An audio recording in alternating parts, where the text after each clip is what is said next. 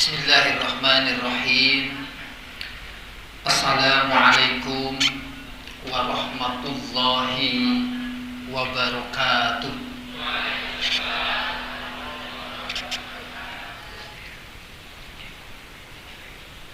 Alhamdulillahilladzi anzalas sakinata fi qulubil mu'minin liyazdadu imanan ma'a imanihim walillahi junudus samawati wal ard wa kana Allahu aliman hakiman. Asyhadu an la ilaha illallah wahdahu la syarikalah wa asyhadu anna Muhammadan abduhu wa rasuluhu la nabiyya ba'da. Rabbi shrah li sadri wa yassir li amri wahlul 'uqdatam min lisani yafqahu qawli. Bapak Bupati Sleman, boten niki. Niki lawu latihan pelepasan tingkat kabupaten. Bapak Ibu, para sepuh, ini sepuh, baik pengurus, khususipun seluruh jamaah Ikatan Persaudaraan Haji wal Umrah Ranting Sidoarjo yang sangat saya muliakan. Saya harus sampaikan penghormatan saya sebab panjenengan semua adalah calon tamu Allah dan sebagian besar adalah alumni tamu Allah. Ngeto ini alumni ini kumbutan saya nih Pak. Alumni no pemantan. Mboten sedaya kirang saya. Bapak Ibu sekalian, saya sangat tersanjung mendapatkan kesempatan undangan, walaupun nampaknya kok kaya-kaya Pak Haji Badi keliru. Lah ini yang ngaos doyo Al-Hajj. Loh saya belum haji. Tetapi izinkan saya cerita sedikit ya Pak ya. Bisa jadi apa yang ingin saya sampaikan ini seturut dengan sabda Kanjeng Nabi Muhammad sallallahu alaihi wasallam. At-tahaddus bin ni'mah syukran. Menceritakan kenikmatan itu salah satu wujud syukur. Wa tarkuha kufran. Dan meninggalkannya kufur. Bisa jadi undangan sore hari ini mendapatkan alur dari semesta. Sebab alhamdulillah atas izin Allah, tanpa sebab dan tanpa apapun, tanpa ikhtiar selain doa yang selalu saya ijabahkan kepada Allah. Belum lama dari hari ini, pagi-pagi bangun tidur, saya mendapatkan chat WA yang memberikan informasi bahwa saya bersama istri diperkenankan untuk berangkat umroh. Tetapi ini umrohnya umroh kosasi. Napa niku kosasi? Ongkosnya dikasih. Ada hamba Allah yang bisa jadi mungkin mendapatkan titipan atau mungkin mendapatkan nur ilahi yang tiba-tiba kemudian sampai kepada kami. Alhamdulillah. Mudah-mudahan umur saya sampai besok di awal bulan Juli insyaallah. Ini berita perdana.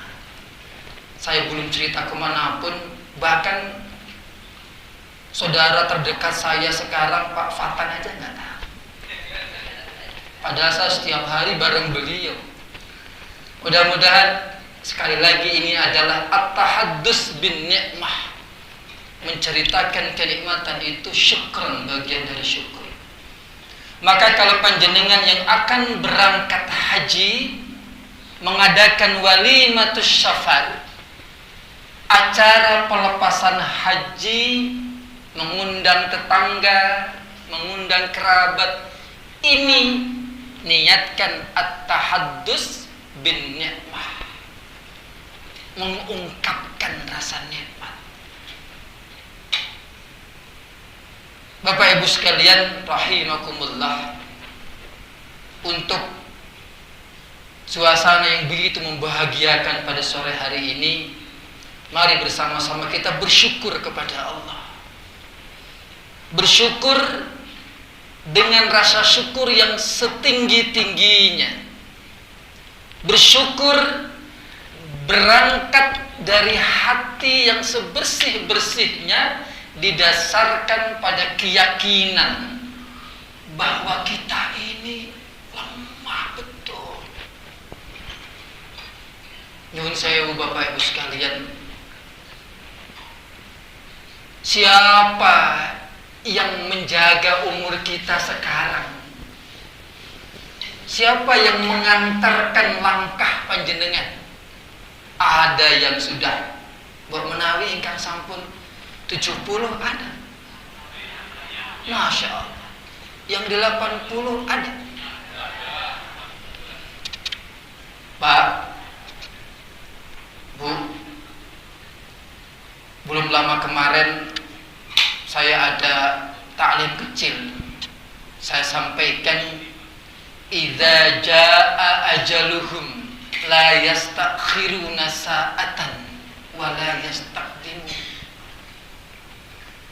Bersyukurlah kita semua pada sore hari ini, khususnya panjenengan yang sudah kaparingan yuswa S2 sangat banyak. Mari kita bersyukur kepada Allah, sebab Allah masih kasih kita kesempatan kumpul di taklim di tempat yang pasti dimuliakan di sisi Allah. Sebab kesempatan ini sangat misterius, sebab tidak ada satupun yang tahu kapan kita akan dipanggil. Betul tidak? Idza jaa ajaluhum, idza jaa naliku datang ajaluhum, ajalmu, la yastakhiruna sa'atan. Tidak ada apapun atau siapapun yang bisa menunda. Nyuwun sewu, Pak Dokter Sugiharto mboten saged. Sepintar apapun Pak Dokter, sesenior apapun pengalaman yang menghadapi penyakit, kalau berhadapan dengan takdir dan ajal Allah, la yastakhiruna sa'atan. Nah ini ora bakal iso nunda saatan walaupun ming saknyuk. Saatan iku saknyuk kemana? Saknyuk niku bisa detek bukan? Gimana? Wala yastakdimun, dan tidak ada juga apapun dan siapapun yang bisa mengajukan. Maka mari kita bersyukur kepada Allah. Setiap waktu yang kita lewati, isi mari dengan kebaikan dan takwa kepada Allah. Bapak Ibu sekalian rahimakumullah, terlebih sore hari ini kita bersama-sama berkumpul untuk salah satu di antaranya tasyakur pelepasan salah seorang saudara-saudara kita yang pada tahun ini insya Allah berangkat ke Tanah Suci. Sayang, saya belum pernah ke sana, jadi saya nggak bisa cerita ngasih nasihat. Tetapi Bapak Ibu sekalian, izinkan saya menyampaikan apa ya? Bisa jadi mungkin pengalaman saja, atau konteksnya adalah hal-hal yang mungkin perlu kita cermati. Bisa jadi ini juga introspeksi dan bahan refleksi bagi kita semua. Bapak Ibu sekalian rahimakumullah, ketika kita membicarakan tentang jamaah haji atau pelaksanaan ibadah haji, apa kata yang paling sering kita dengarkan? Apa? Kita akan mengatakan semoga menjadi haji yang mabrur. Siapapun kita, dengan cara apapun berhaji, mau hajinya qasasih, mau hajinya abidin. Apa abidin, Pak? Atas biaya dinas, qasasih ongkos dikasih, atau apapun caranya naik haji, insya Allah sedaya menginginkan hajinya haji mabrur. Pertanyaannya adalah, apakah haji kita ini mabrur atau tidak? Apa pentingnya kita harus tahu mabrur atau tidak? Bukankah urusan mabrur itu urusan pangeran? Ngata. Bapak Ibu sekalian rahimakumullah, penting kita tahu, sebab para ulama kasih kita ilmunya. Bapak Ibu sekalian, Imam An-Nawawi dalam salah satu kitabnya, beliau memberikan tasrif yang sangat cetok. Apa sebenarnya dan kayak apa haji yang mabrur itu? Beliau katakan, al-mabrur huwal maqbul wa min ayatihil maqbul yarji'u ayyarji'a khairan.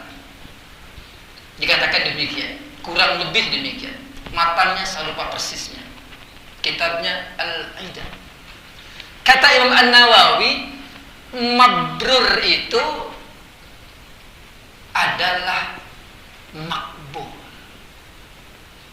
Makbul itu katampi. Lawannya makbul, mardud. Na'udzubillah, tentu saja kita semua sudah ke haji, ternyata haji kita mardud. Kita semua tentu saja ingin haji kita makbul. Lalu wa min ayatihil maqbul ayyarji'a khairan, kata Imam An-Nawawi, ciri-ciri kemakbulan seseorang yang naik haji itu ayyarji'a khairan, kalau orang itu pulang menjadi lebih baik. Panjenenganipun kandhut jer langkung sae. Ini seturut selaras dengan makna keberkahan dalam ibadah. Kalau panjenengan asring mireng, mudah-mudahan ibadahmu berkah le. Pokoknya panjenengan mbah tak dongake simbah lek mbah kaji ini berkah. Berkah ini sama, kurang lebih pemaknaan syar'inya, sebab berkah itu artinya az-ziyadah fil khair, kebaikan yang bertambah. Orang yang naik haji pasti orang baik, walaupun entah seperti apa isinya. Ketika dia lebih baik lagi, az-ziyadah fil khair, ibadahnya berkah. Kata Imam An-Nawawi, wa min ayatihil maqbul ayyarji'a khairan, wong kang munggah kaji niku makbul menawi panjenenganipun kondur pulang ke Indonesia khairan langkung sae. Orang itu menjadi lebih baik. Kalau kita menyebut baik, tentu saja terminologinya ibadah.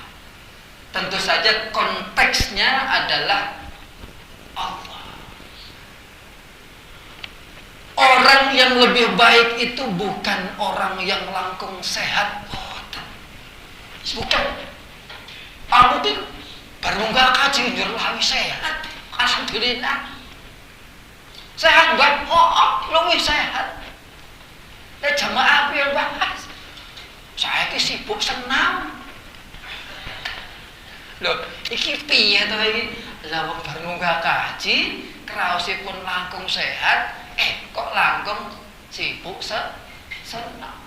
Ini bukan lebih baik di sisi Allah, ini ming luwih sehat.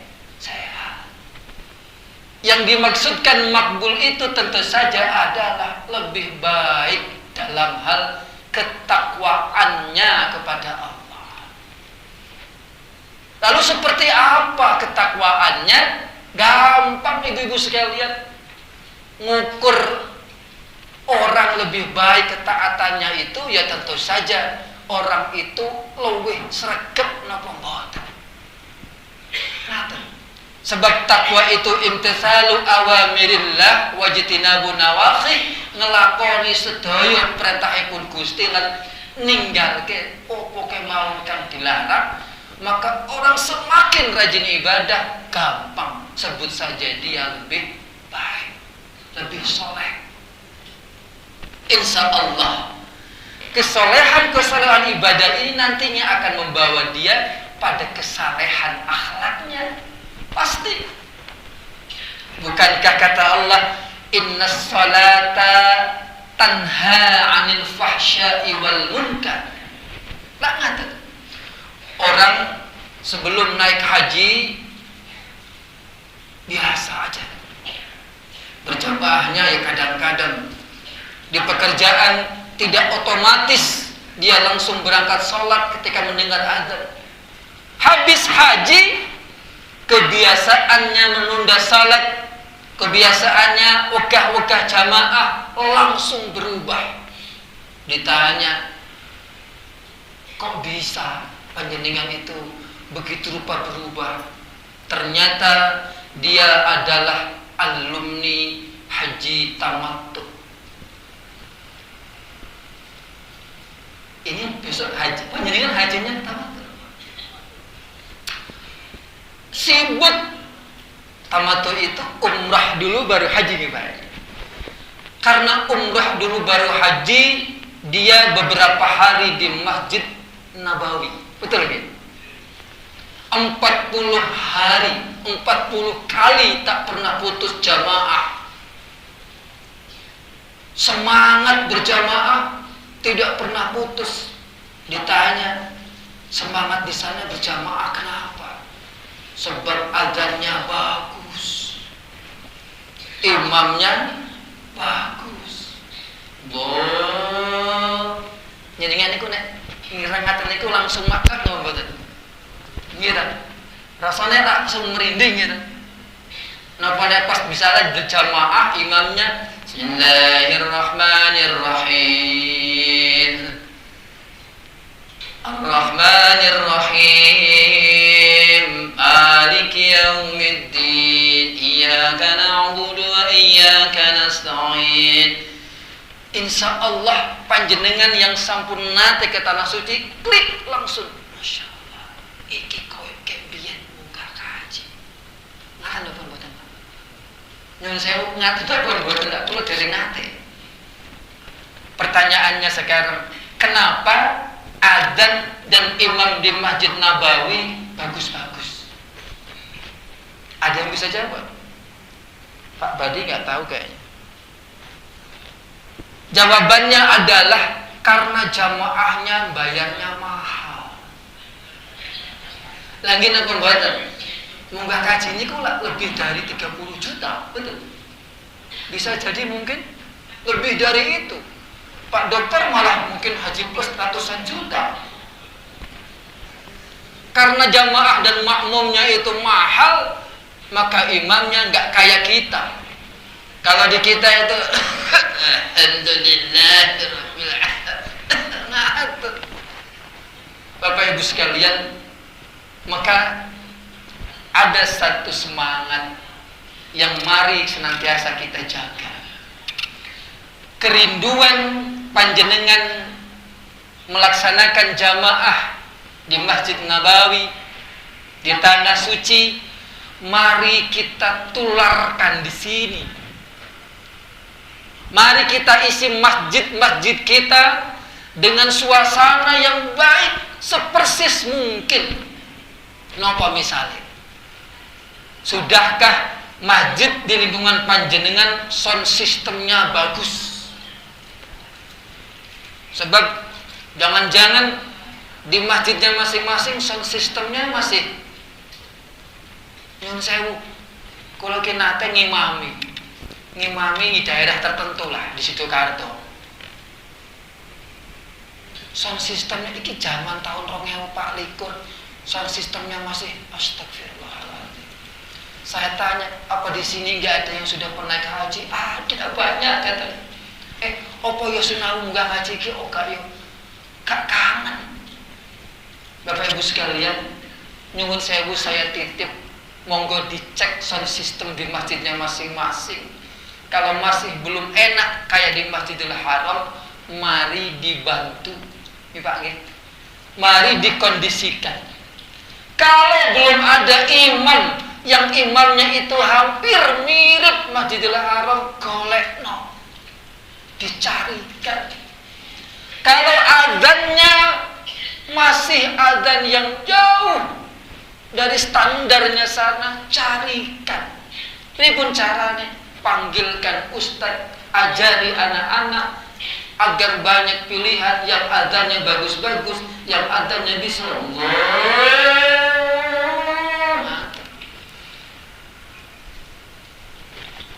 Saya malu sama Pak. Bapak Ibu sekalian rahimakumullah, mari kita kembali ke laptop. Untuk yang sudah naik haji, tentu tidak bisa mengikhtiarkan bagaimana hajinya menjadi mabrur. Tetapi untuk yang akan naik haji, mari kita jaga semua amaliyah ibadah haji, mulai yang sunnah apalagi yang wajib, jangan sedikit pun dibantah. Sekali lagi, niki ming jare, lah guru derek nate soalnya. Konon katanya di sana itu godaannya banyak. Laras nih Pak Bardi, dengar orang labbaik Allahumma labbaik, lagu ini kok beda, labbaik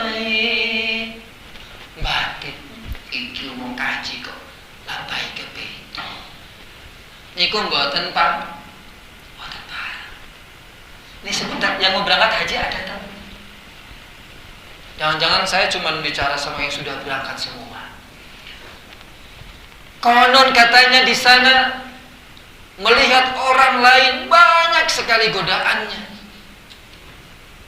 Mudah-mudahan panjenengan yang akan berangkat terhindarkan dari godaan yang tidak perlu dan bisa membawa amaliyah selengkap mungkin dan tentu saja semaksimal mungkin.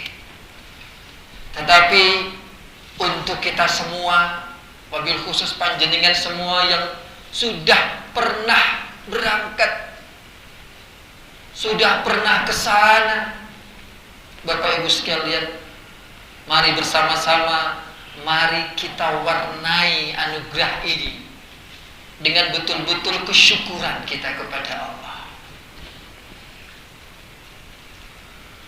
Kalau tanda kemakbulan haji adalah ayarji'a khairan, pulang menjadi lebih baik, maka mari nilai baik ini kita jaga terus-menerus.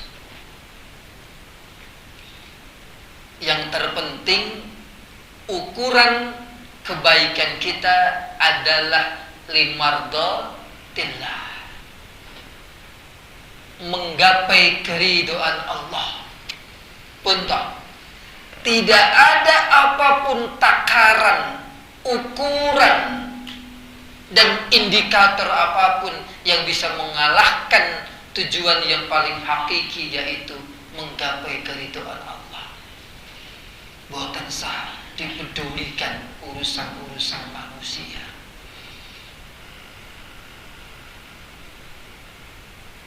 Bapak Ibu sekalian rahimakumullah, kebaikan kita kepada Allah tercermin dari cara kita beribadah kepada Allah. Barangkali kita semua merasa anggenku salat ki jane ki bener moga ya. Ada niat merefleksikan kualitas ibadah kita. Bentuknya adalah muhasabah bagi diri kita. Maka itu adalah cara kita untuk menjaga kualitas diri kita kepada Allah. Bapak Ibu sekalian, ada satu dawuh Kanjeng Nabi Muhammad sallallahu alaihi wasallam yang kadang-kadang napa ya ibaratnya itu gerigisi niku marai. Saya kasih tahu begini, Kanjeng Nabi nanti dawuh, innar rajula la yusalli sittina sana. Kata Kanjeng Nabi, ada orang ini salat la yusalli sittina sana selama 60 tahun. Tetapi apa kata Kanjeng Nabi? Tetapi la salatan. Tetapi praktek salat yang dia lakukan selama 60 tahun itu gak enek belas, kan disebut sholat. Punca, niki ngeri nopo mboten? Oh niki ngeri sangat. Jangan-jangan sholat kita begitu. Niki sih matur mboten kula. Kangendikan niku Kanjeng Nabi, ada orang yang melaksanakan sholat sepanjang 60 tahun, tetapi tidak ada satupun sholatnya yang terima di sisi Allah. Apa sebab? Para sahabat bertanya, kenapa ya Rasulullah? Kata Kanjeng Nabi, orang itu sholat jamaah sampai ngarep dewe sregep. Tetapi kata Nabi, yutimma ruku'ahu wala yutimma sujud. Uang niki wau salat dekne niku nyampurnake anggenipun rukuk ning mboten nyampurnake anggenipun sujud. Saya belum lama kemarin ngobrol sama teman-teman di UIN, Universitas Islam Negeri. Mereka semua mahasiswa Islami, kuliahnya Islam. Ngobrolin tentang sholat. Apa Pak yang ngeri? Gak ada hubungannya sholat sama rukuk yang bener gitu. Sampai-sampai lo urusan salat kita, urusanku karena Gusti Allahku. Ngapa ndak dirembuk? Nah, niku ngeri napa mboten? Niki kula mboten saya tidak mengatakan anak UIN begitu semuanya, enggak. Tetapi ada sebagian yang karena pengetahuannya yang terlalu ke kiri apa ke kanan, kemudian menyebut bahwa ibadah niku perkaraku karo pangeranku ora urusanmu. Kamangka Kanjeng Nabi niku wau dawuh, oh enek wong salat 20 tahun gak enek babar belas ingkang kata. Mari kita lihat, yutimma ruku'ahu, orang itu menyempurnakan sujudnya. Seperti apa rukuk yang sempurna? Rukuk yang sempurna, sujud yang sempurna, kata Kanjeng Nabi, adalah rukuk dan sujud yang meluruskan tulang punggungnya. Nyuwun sewu, kula panjenengan terus pundi? Bapak Ibu, mari kita sempurnakan rukuk kita. Seperti apa rukuk yang sempurna? Rukuk yang sempurna yang punggungnya ini rata. Aku ki wis ra kuat Mas. Tentu saja ibadah itu mastata'tum. Ini ada prinsip takwa itu, fattaqillah mastata'tum. Orang itu menyempurnakan rukunya, tetapi tidak menyempurnakan sujudnya. Nyun sewu, tos prundi, sujud yang tidak sempurna. Sujud yang tidak sempurna antara lain adalah sujud yang tidak netepi rukunipun sujud. Ini kadang-kadang kita ini abai. Nyun sewu, saya termasuk sering sekali menyampaikan kaidah ini, sebab saya tuh takut kula wedi sok ben wonten ing yaumul hisab enten sederek kula, tangga kula, rencang kula dihisab salatmu kok kaya ngono kata pangeran. Njur dek niku omongan Gusti, kula niku sapoe urip teng Sidorejo mboten nate enek wong kang ngajari kula rukuk lan sujud. Enggak? Maka nyuwun sewu, mudah-mudahan besok di yaumul hisab tanggung jawab saya selesai. Seperti apa sujud yang memenuhi rukun sujud? Bapak Ibu sekalian, rukun sujud itu yang pertama adalah batuun. Napa Bu? Rukun sujud ini tidak boleh tertutupi ketika kita meletakkan diri dalam sujud. Maka ibu-ibu hati-hati, anggenipun sujud, rukuhipun ampun mekaten. Paham nggih? Niki ne ampun ngoten niki lho, dingak kaya ngaten. Paham? Nah, napa sebabnya? Niki salah satu rukun sujud. Yang kedua, sujud niku lak jidatipun nempel, hidungnya nempel. Kemudian apa lagi? Kedua telapak tangan. Nek telapak niku berarti telapak. Mboten saged kula panjenengan niku sujud niku ngaten ngepel. Napa melih? Dengkulun. Tidak? Hidung, telapak tangan, dengkul, dan yang terakhir adalah jari-jari kaki. Kula niku nek salat teng pom bensin, napa teng bensin asing-asing niku sok risih banget. Enek omong salat sujude kok ora nekuk sikile niku pripun. Jari kakinya itu enggak nekukin, tapi nyelempreng ngaten. Ngeser-ngeser paham ya? Enten apa mboten? Sujud niku sukune pun ngaten, kakinya itu enggak nekuk ngaten. Padahal masih muda. Loh, kalau sudah sepuh-sepuh wajar. Nyuwun sewu. Kalau kita tidak menyempurnakan sujud kita, insya Allah secara teori fikih sholat kita tidak sah. Nyuwun sewu lagi. Allah, Mas Taufik kok kemeroh. Lawang aku ki tau diajari, nek salatku sing penting niate kok. Mas Taufik iki padune Ustaz anyaran. Mboten, niki kula estu. Kula niku wedi sok ben wonten ing yaumul hisab ditanglet. Yutim ruku'ahu wa la yutim sujudahu. Nggih enten sakwalihe wong niku nek sujud apik tenan. Demes. Nek lanang niku sujude mboten kaya nyelosor iki melu sujud wonten. Ingkang kakung niku nek sujud sikune mboten sanderek sujud. Nggih, ingkang sujud telapak mawon sikune mboten sah. Yang putri juga sama. Seringkali yang putri itu karena mengempit dengkulnya itu sikutnya itu ikut sujud. Ngapunten, hati-hati.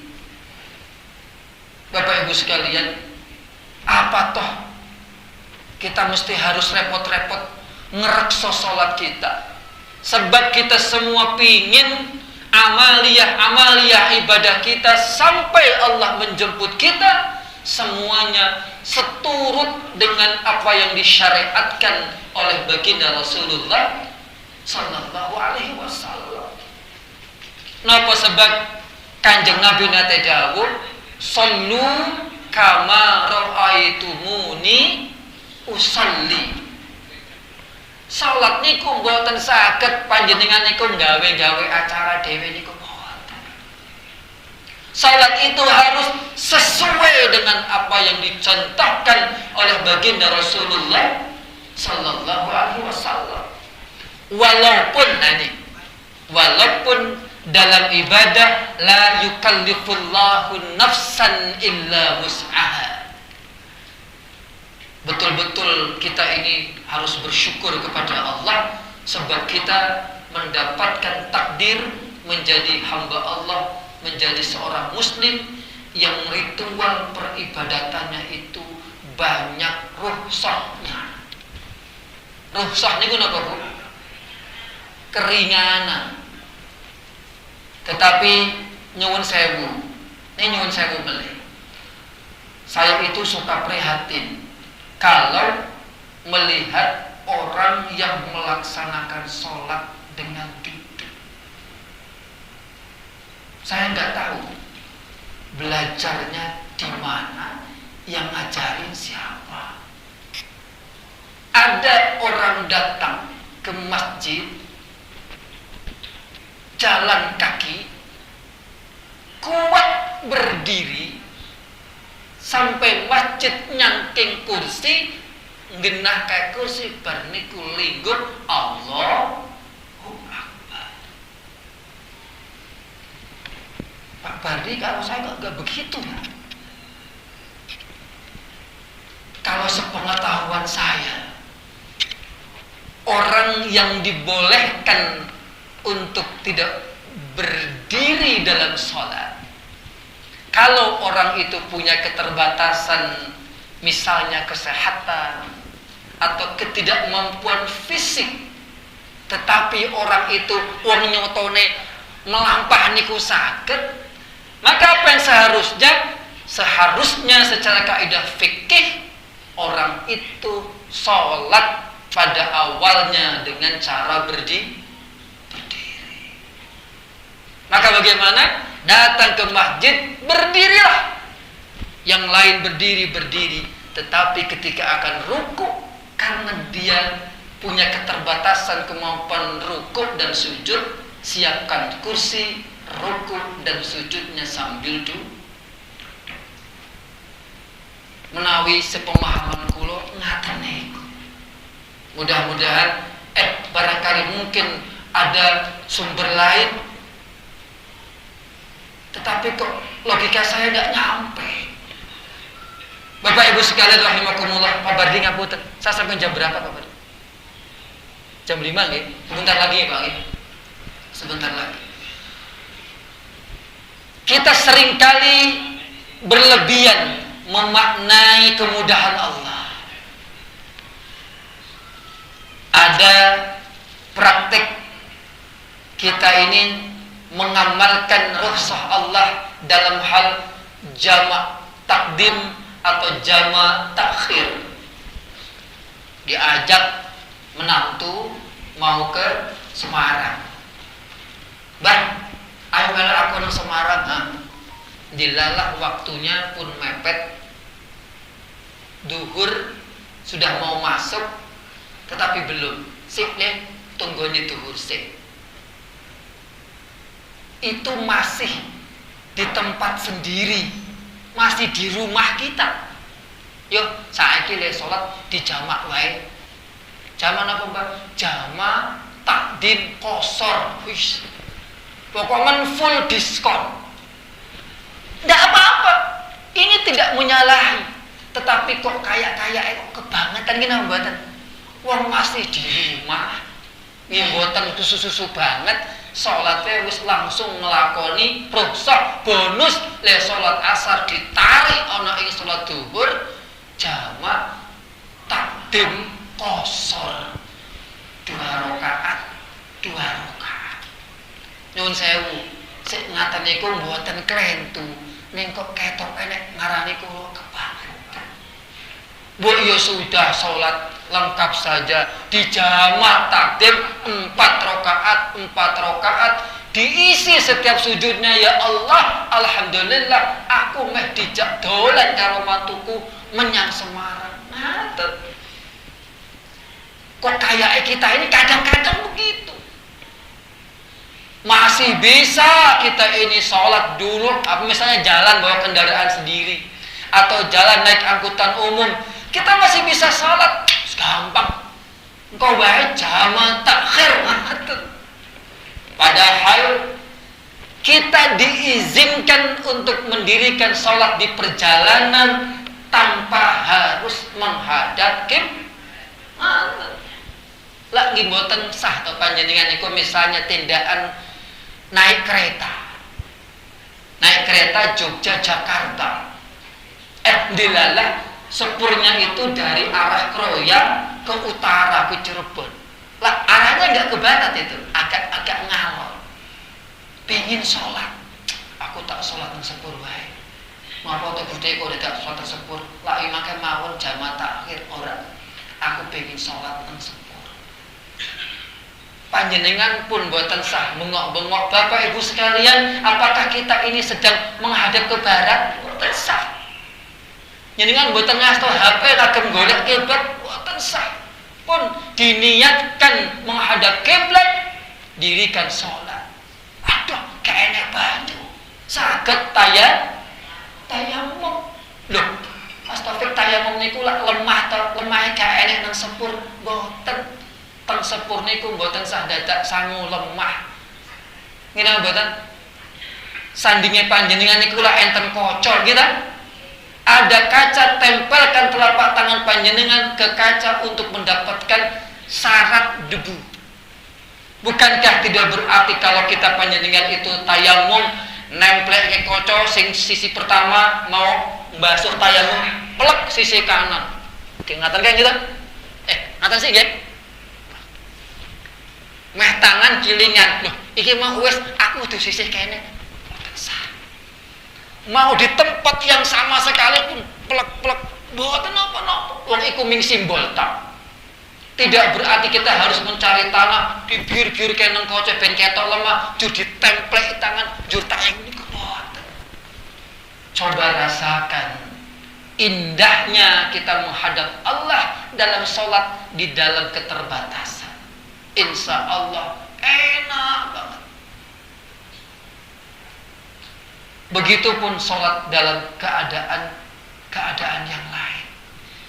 Bapak Ibu sekalian rahimakumullah, inti dari yang ingin saya sampaikan pada sore hari ini, mari kita senantiasa menjaga kualitas diri kita, senantiasa baik, agar ibadah haji kita semua, ibadah haji panjenengan yang sudah bisa jadi sudah berlalu lama, sudah 5 tahun, sudah 10 tahun, ada yang baru setahun. Kita senantiasa rawat kualitas ibadah kita dengan senantiasa menjaga rukun dan kualitas ibadahnya.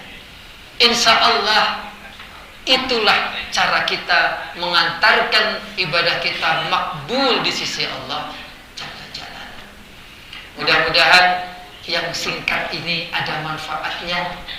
Mohon maaf Bapak Ibu sekalian kalau ada hal-hal yang kurang berkenan, menawi enten ucap lan lampah kula ingkang boten merenah, saha dimaafkan.